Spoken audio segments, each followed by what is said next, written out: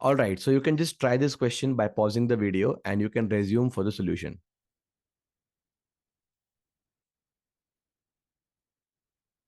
So Mayank buys some candies for rupees 15 8 dozen and an equal number of different candies for rupees 12 a dozen. Okay, let's call the first type of candies as C1. They are rupees 15 for 12 candies. 12 candies is a dozen, right?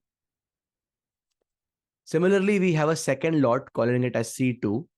Okay, for that the price is rupees 12 for 12 candies, a dozen, right?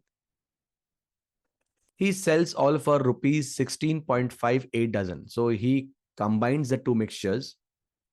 Okay, let's say X number of candies he has bought from here, X number of candies he has bought from here. This combined lot of 2x candies he is now selling at rupees 16.5 for 12 candies. And he has got some profit of rupees 150.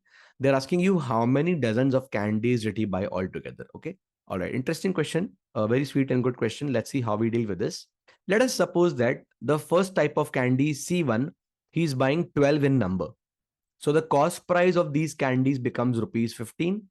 So the cost price of the first type of candies is rupees 15. And now as per the question, he's buying equal number of the second type as well. So by default, we are buying 12 candies of the second type also. And the cost price is rupees 12 for these 12 candies, right? So the cost price for the second lot of candies is rupees 12. From here, we observe that a total of 12 plus 12, 24 candies have been purchased. Okay, we are buying a total of 24 candies. So 24 candies and their cost price is 15 plus 12, that is rupees 27. So what is the overall CP for us? The overall cost price for us is 24 candies getting bought at rupees 27. Now, while selling, the selling price is rupees 16.5 for 12 candies. So let's multiply this entire thing by 2 and we will figure out the selling price for 12 twos are 24 candies, right? So for 24 candies, 16.5 is double, 33. So rupees 33 is the selling price. I would say the overall selling price for 24 candies, right? And now we can very clearly observe there is some profit getting made in the transaction, right? The profit getting made is rupees 6. Okay, when 24 candies are bought and sold, the profit value is rupees 6. So now, if you want to make a profit of rupees 150, 6 basically should become rupees 150. The profit should become 150. Now, when will this 6 become 150? When you multiply by 25. Okay, so 24 candies must also get multiplied by 25.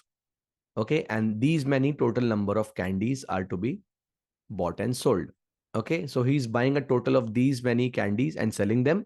This is 24 into 25.